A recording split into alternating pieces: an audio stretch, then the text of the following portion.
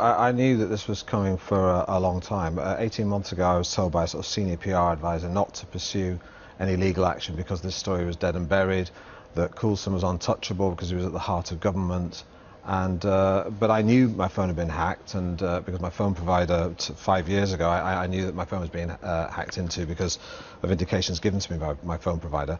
And I intuitively knew it was the tabloid press.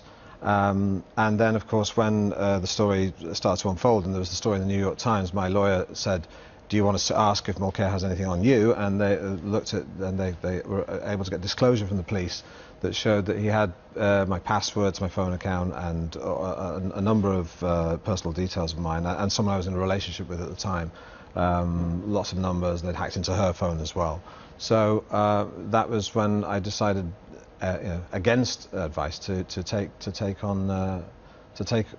on and take legal action. I have to say that it's that this story has come about not because of any soul searching by David Cameron, not from any tenacity from the opposition even, or the police force, or even the Press Complaints Commission. This has come about not because of any of those organisations, but because of the tenacity of The Guardian and a few individuals who had the guts to take on an intimidating organisation.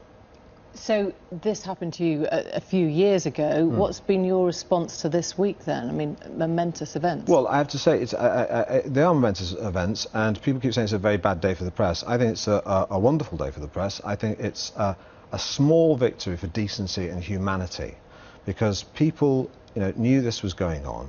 They knew, everyone knew about it, but people just accepted it, thought it was just part of the landscape to tolerate this kind of behaviour. I even think that the tabloid press, people talk about it as if they've somehow fallen from their usual high standards.